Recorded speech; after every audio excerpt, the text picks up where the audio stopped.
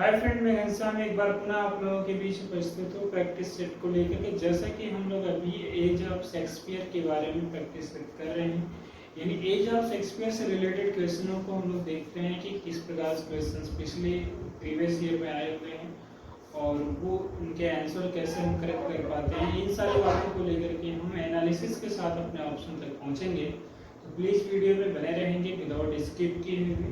जैसे कि पीछे हम लोग लगभग 16 क्वेश्चन कर चुके हैं एज ऑफ शेक्सपियर से, तो आज उसी सीरीज को मैं कंटिन्यू करने के लिए मैं आगे 17 नंबर क्वेश्चन से आगे बढ़ाने का काम करने जा रहा हूं। तो चलिए मेरे साथ बने रहिए, देखते हैं कि इस प्रैक्टिस सेशन में हम क्या कुछ कर पाते हैं। तो चलिए दोस्तों, जैसा कि आप देख पा रहे हैं कि मैंने आपके लिए पहले से ही सारे प्रोसेस को मैंने लिख रखा है। तो देखते हैं कि इन प्रोसेस में क्या है। इतना बता दूं कि आपको हर एक ऑप्शन मतलब हर एक क्वेश्चन के साथ 4 ऑप्शंस मिलेंगे। उस 4 ऑप्शंस में आपको 1 ऑप्शन करेक्ट करना है। तो देखेंगे क्या होता है यहाँ पे। तो फर्स्ट की बात अगर हम करें तो यहाँ है कि which of the following plays of Shakespeare does not belong to the last phase of his career.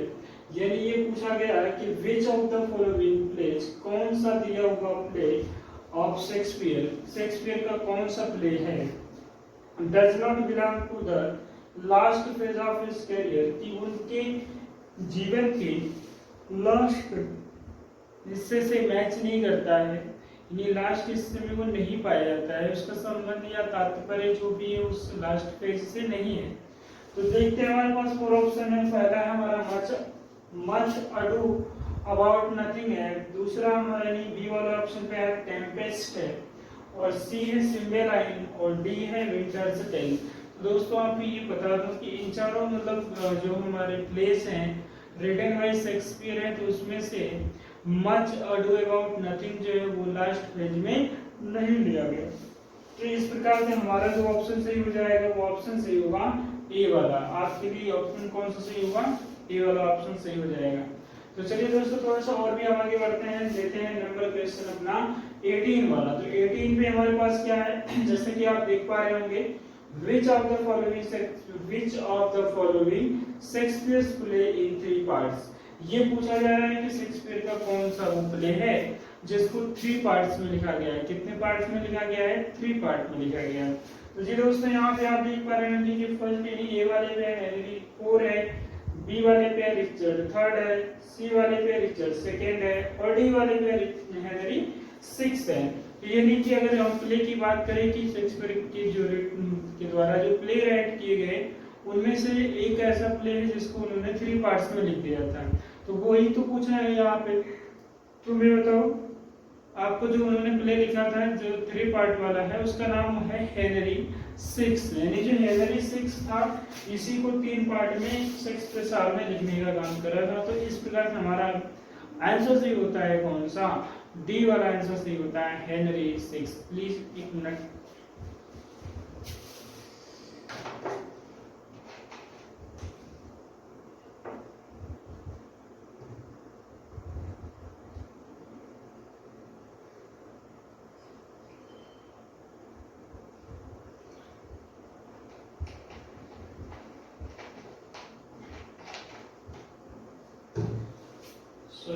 चलिए मैं कंटिन्यू करते हैं। हम 18 के आगे हम लोग चलते हैं, 19 नंबर क्वेश्चन को लेते हैं। जो हमारे पास 19 नंबर क्वेश्चन होगा वो इस प्रकार आपके सामने है कि ये कहता है कि 1601 a collection of Shakespeare's sonnet was printed by। यानी यहाँ पे ये आपको क्वेश्चन पूछा गया है कि in 1601, यानी यहाँ पे देखिए इन हमारा लेफ्ट हो गया था, यहाँ आप लिख सकते हैं इन और क्या 1601। तो इन्हें की in 1601 a collection of Shakespeare's sonnet was printed by, यानी शेक्सपियर के सोनेट जो था वो प्रिंटेड किया गया था किसमें? in 1601 में, 1601 में प्रिंटेड बाय था, यानी किसके द्वारा प्रिंट किया गया। चलिए तो देखते हैं, यहाँ पे ऑप्शन हमारे पास आता है। सबसे पहला ऑप्शन है Dark Lady of the Sonnet है, और दूसरा हमारा मिस्टर डब्ल्यू हर्बर्ट है, और तीसरा हमारे पास है थॉमस फोरपे है, और चौथा हमारे पास ऑप्शन है जॉर्ज स्पीड है। तो 4 ऑप्शन के पढ़ने के बाद मैं ये आपको बताऊं कि जो कलेक्शन ऑफ शेक्सपियर सोनेट है वाज प्रिंटेड बाय, जो प्रिंट किया गया था वो थॉमस थोरपे के द्वारा किया गया था। किसके द्वारा किया गया था दोस्तों? थॉमस थोरपे के द्वारा किया गया। तो ये आप बिल्कुल याद रखेंगे बेस्ट तरीके से। जो एज 1601 में जो शेक्सपियर के द्वारा प्ले लिखे गए थे, तो वो प्रिंट किसके द्वारा किए गए थे? थॉमस थोरपे के द्वारा किए हुए थे। ठीक है, चलिए नेक्स्ट हम लोग लेते हैं। नेक्स्ट हमारे पास क्वेश्चन आता है 20, और 20 पे यहाँ पूछा जाता है कि what was the name of the Shakespeare in इस, मतलब what was the name of the Shakespeare in Stratford, यानी जो शेक्सपियर का जो स्ट्रेटफोर्ड था उसका नाम क्या है, वही हमें बताना है। तो चलिए देखते हैं क्या कुछ हमें मिल पाता है ऑप्शन। तो दोस्तों यहाँ पे अगर मैं ऑप्शन की बात करूँ तो पहला है न्यू प्लेस, और दूसरा है स्ट्रेटफोर्ड हाउस है, और तीसरा है ग्रेट प्लेस है, और चौथा है डी की बात करें तो ये कहता है डी वाला क्या कहता है? High place. यानी कि 4 आपके पास ऑप्शंस हो जाते हैं, मतलब एक है न्यू प्लेस और दूसरा आपके पास होता है कौन सा, ये है स्ट्रेटफोर्ड हाउस है, और तीसरा आपके पास है ग्रेट प्लेस है, तो चौथा आपके पास है हाई प्लेस है। तो यानी दोस्तों चारों ऑप्शन को पढ़ने के बाद हम कंक्लूजन तक पहुंच चुके हैं। आपको मैं बता दूं कि जो शेक्सपियर का सबसे पहले, यानी what was the name of the Shakespeare Stratford, तो शेक्सपियर के जो स्ट्रेटफोर्ड का नाम था ना, वो नाम ये था क्या? New place. यानी न्यू प्लेस था, क्या था? New place. तो ये इस तरह से आपको ऑप्शन नंबर सही होता है ए। अब चलिए बिना देर किए हम लोग चलते हैं अपने क्वेश्चन नंबर नेक्स्ट पे। तो जो हमारा क्वेश्चन नंबर नेक्स्ट है वो आपके सामने आएगा 21 के रूप में। तो 21 में क्या कुछ होता है हम देखते हैं और समझते हैं। तो देखिए, which work has been called, यानी ये कह रहे हैं कि which work has been called, कौन सा ऐसा मतलब वो है कार्य जो कॉल्ड किया गया बाय शेक्सपियर, शेक्सपियर के द्वारा, as the first heir of invention. यानी ये पूछा गया है आपसे कि which work has been called by Shakespeare as the first heir of invention, यानी उनके इन्वेंशन का सबसे फर्स्ट वर्क कौन सा रहा है। तो चलिए ऑप्शन को देख लेते हैं। हीरो एंड लिएंडर, बी है हमारा रेप ऑफ लुक्रीस है, और सी हमारा है वेनस एंड एडोनिस है, और डी हमारे पास होता है द कॉमेडी ऑफ एरर्स है। तो इन चारों ऑप्शन के बाद अगर हम लोग ये पहुंचते हैं कंक्लूजन के पास, तो यहाँ से आपका जो होता है ऑप्शन नंबर सी सही होता है, क्योंकि ये कह रहे हैं कि वेनस एंड एडोनिस ही वो वर्क था जिसको विलियम शेक्सपियर ने एक्सेप्ट किया था first heir of my invention, यानी मेरे जो आविष्कार है जिनको मैंने खोज किया उसका उत्तराधिकारी किसको माना गया? तो वेनस एंड एडोनिस को माना गया। तो चलिए नेक्स्ट लेते हैं हम लोग 22 के मतलब 22 क्वेश्चंस में क्या है हमारे पास वो देखते हैं। तो यहाँ लिखा हुआ है दोस्तों कि विलियम शेक्सपियर डाइड ऑन, यानी ये पूछा जा रहा है कि विलियम शेक्सपियर कब मरे थे, कैसे नहीं, बस इतना ही बताना है कि वो कब मरे थे। तो यहाँ पे आपके पास ऑप्शंस आते हैं 4, जैसे कि पहला होता है अप्रैल 20 16, और फिर है बी वाला अप्रैल 28, और सीजन की बात करें तो 16 है। अब ये कह रहा है आप सेकंड मतलब सी वाला ऑप्शन देखिए, अप्रैल 23, और फिर कहता है 16, और डी की बात करें तो अप्रैल 25, और ये ऑप्शन की बात करें तो 16 है। इस प्रकार से दोस्तों हम अपने ऑप्शन पे पहुंचते हैं। जो शेक्सपियर के डाई होने का समय था वो था अप्रैल 23 16 था। तो चलिए इसी बात पे हम लोग अगले वाले क्वेश्चन को कर लेते हैं, क्योंकि यहाँ तक तो बहुत अच्छे से समझ में आया है, तो अनडाउटली आई कैन से आगे भी आपको बढ़िया से समझ में आएगा। तो देखिए नेक्स्ट हमारे पास है कि which is the correct serial of the tragedy of Shakespeare, यानी ये पूछा जा रहा है कि शेक्सपियर के there are 4 great tragedy, मतलब 4 बड़ी मतलब उनकी ट्रेजेडीज रही हैं, तो उन चारों ट्रेजेडी का क्रम क्या होगा, ऑर्डर क्या होगा, करेक्ट क्रम क्या होगा। तो देखते हैं। तो करेक्ट ऑर्डर अगर हम यहाँ से चेक करें तो ये कहते हैं हैमलेट है, किंग लियर, मैकबेथ और ओथेलो। फिर हमारे पास है Hamlet, Othello, King Lear, Macbeth. फिर हमारे पास है Othello, King Lear, Hamlet, Macbeth. फिर हमारे पास है हैमलेट और मैकबेथ, किंग लियर, ओथेलो। तो चारों ऑप्शन के पढ़ने के बाद दोस्तों मैं आपको एक ट्रिक बता देता हूँ कि शेक्सपियर के ट्रेजेडी का जो ऑर्डर होता है वो ऑर्डर कैसे फॉलो किया जाता है, यानी कौन क्रम से है। तो याद रखेंगे HOKM, क्या बोल दीजिएगा, हॉकम। HOKM मतलब हॉकम हो जाएगा। तो हॉकम से मैं आपको याद दिला देता हूँ, H बराबर होता है हैमलेट, O बराबर ओथेलो, K से किंग लियर है, M से मैकबेथ है। तो यही उनका जो correct order of play great tragedy का था, ये ऑर्डर है कि सबसे पहले आपको मिलेगा क्या, सबसे पहले मिलता है हैमलेट, और हैमलेट के बाद आता है आपका ओथेलो, और ओथेलो के बाद आता है आपका किंग लियर, और लास्टली जो आपका ट्रेजेडी है वो आता है मैकबेथ। तो इसीलिए यहाँ पे मैंने शॉर्ट में बना रखे हैं क्या, हॉकम। हॉकम का अर्थ आपको मैंने समझाया, H बराबर हैमलेट होता है, O से ओथेलो होता है, K से किंग लियर है, M से मैकबेथ है। तो जी दोस्तों आपको बहुत बढ़िया समझ में आ गया होगा कि हाउ वी कैन रिमेंबर यानी how we can learn the correct order of play written by Shakespeare as a tragedy, जो उन्होंने ट्रेजेडी के रूप में लिखा था उसका सही क्रम क्या मिला है। तो ऑप्शन नंबर यहाँ सही हो जाता है, इस प्रकार से ऑप्शन नंबर सही होता है बी। अब हम लेते हैं अगले वाले क्वेश्चन की बात करते हैं। In the first folio edition of Shakespeare, in the first folio edition of Shakespeare drama which play was omitted, यानी ये पूछा जा रहा है कि जो शेक्सपियर का सबसे फर्स्ट फोलियो आया था, जो पहला प्रकाशन हुआ था फोलियो का, तो वो आपका जो, अगर हम प्रकाशन की बात करें फर्स्ट फोलियो, तो उसमें बहुत सारे ड्रामाज आए थे, बहुत सारे प्ले उसमें मतलब दिखे थे, लेकिन यहाँ ये पूछा जा रहा है कि कौन सा वो प्ले था जो उनके फर्स्ट फोलियो में अवेलेबल नहीं था, उपस्थित नहीं था। तो चलिए देखते हैं वो कौन सा सेशन हमारे पास आता है, कौन सा है। तो मैकबेथ, क्या मैकबेथ नहीं था? पेरिकल्स, क्या पेरिकल्स नहीं था? मिडसमर नाइट्स ड्रीम, क्या इसमें भी नहीं था? टिटस एंड्रोनिकस, क्या इसमें भी नहीं था? तो दोस्तों मैं बता दूं कि इसमें से सभी थे, सिर्फ अगर आप छोड़ सकते हैं तो पेरिकल्स। पेरिकल्स वह एक प्ले मात्र है जो शेक्सपियर द्वारा जो पब्लिश कराया गया था फर्स्ट फोलियो, उसमें वो इंक्लूड नहीं है। ठीक है, तो चलिए दोस्तों हमारे पास इस तरीके से आज के लिए इतना ही है।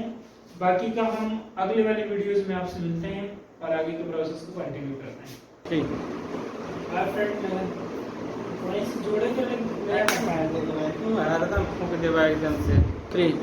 हाय फ्रेंड, जस्ट अभी जैसे कि अभी कंप्लीट किए, मतलब एज ऑफ शेक्सपियर में हम लोग प्रैक्टिस कर रहे हैं, तो उसी सीरीज को मतलब आगे बढ़ा रहे हैं। जैसे कि पिछले बारे में हमने अभी क्वेश्चन कराया मतलब 24, उसी से आगे हम अभी पढ़ने जा रहे हैं, 25 से लेकर के हम आगे तक करेंगे। चलिए देखते हैं 25 क्या चीज़ हमारे पास होगा, 25 में क्या कुछ है।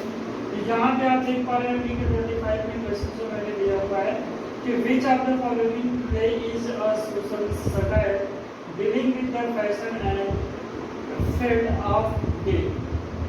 तो यहाँ पे अगर देखा जाए कि which of the following play is a social satire, कौन सा प्ले है जो सोशल सटायर है, dealing with the fashion and fads of the day. यानी यहाँ पे बात देखी जाए, इस तरीके से बात की गई है कि वो कौन सा ऐसा प्ले है जो मतलब कि फैशन पे, क्या सटायर है, यानी कि सटायर की व्यंग है जो समाज के क्या है, सोशल की बात करें तो सोशल सटायर है, यानी सामाजिक व्यंग है, किस पे है, फैशन यानी तौर तरीके रीति रिवाजों को लेकर के जो है वो कौन सा प्ले है जिसमें ये चीजें बताई गई हैं। तो चलिए देखते हैं, हमारा सबसे पहला है मिडसमर नाइट्स ड्रीम है, और फिर इसके बाद हम बात करें तो एंडेरियन क्लियोपेट्रा है, फिर अगर बात करें तो लव्स नेवर लॉस्ट है, और फिर अगर बात करें तो नन ऑफ दीज है। तो यहाँ पे अगर हम बात करें तो उसमें कि हमारा जो ऑप्शन सही होगा वो सटायर वाली बात है कि सोशल सटायर कौन सा है। तो यहाँ सोशल सटायर की बात की गई है, आपके लव नेवर लॉस्ट में की गई है, तो ये ऑप्शन आपका सी करेक्ट होता है। नेक्स्ट अगर हम बात करें तो 26 नंबर क्वेश्चन को लेकर के, तो इस प्रकार आपके सामने है कि Desdemona famous Shakespearean character belong to which of the following place.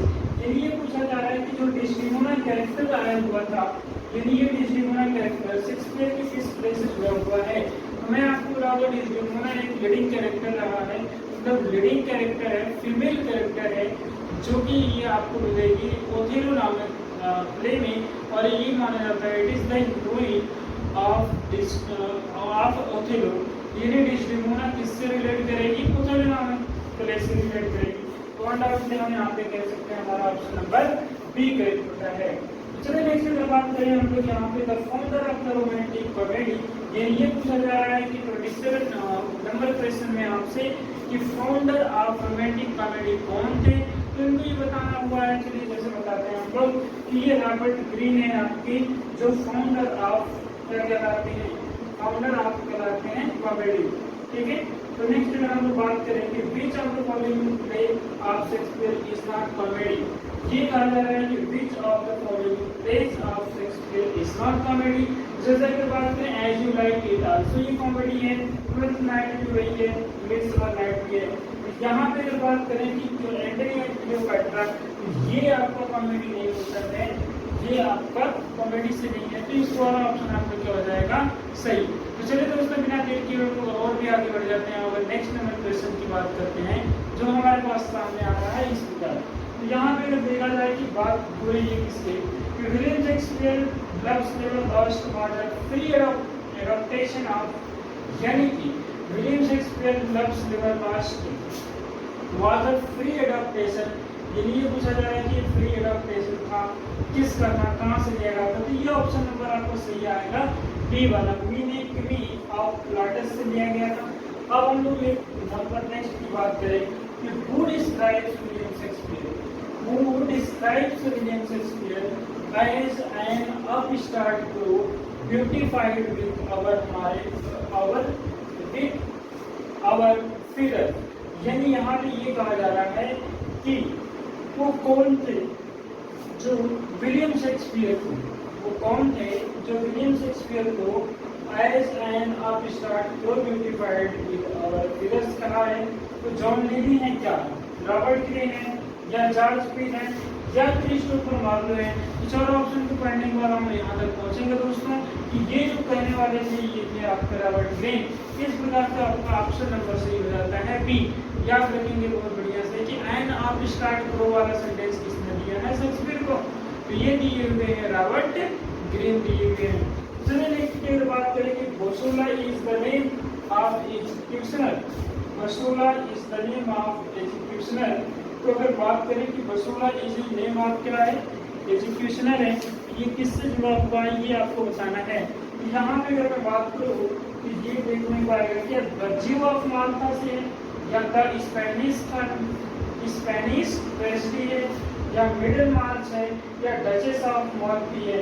जी दोस्तों Bosola is the name of executioner जो है ये जुड़ा हुआ है आपके डचेस ऑफ मॉर्फी से। तो इस प्रकार से आपका ऑप्शन नंबर सही होता है डी, डी फॉर दिल्ली कह लीजिए। दूसरे नेक्स्ट अगर हम लोग इसी से और भी आगे चले और अगले क्वेश्चन की बात करें जो हमारे लिए आज के लिए बहुत इंपॉर्टेंट है, यहाँ देख पा रहे हैं कि आपके the author of how many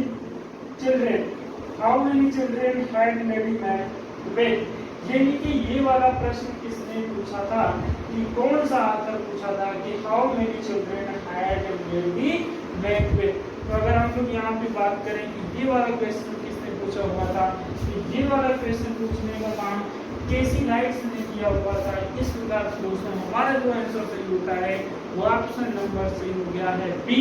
और मुझे पूरा उम्मीद है कि इस वीडियो में आपको बहुत ही बढ़िया से प्रैक्टिस करने में समझ में आया होगा। और यदि आपको वीडियो पसंद आती है तो आप लाइक शेयर सब्सक्राइब करना नहीं भूलेंगे, ताकि हम आपके सामने और भी अच्छे से अच्छे मतलब सीरीज को कंटिन्यू कर सके, ताकि अपकमिंग जो आपकी डिजिटल की वैकेंसी आपके सामने है उसमें आपको ज़्यादा से ज़्यादा आपकी हेल्प मिल सके, ताकि आप अपनी एक सीट को सिक्योर कर सकें। आज इन्हीं चीज़ों के साथ आपको क्लास ओवर होता है, बाकी की चीज़ें हम नेक्स्ट प्रैक्टिस में जोड़ेंगे 33 क्वेश्चन से। तो आप बने रहेंगे वीडियो में, वेट फॉर अपकमिंग वीडियो।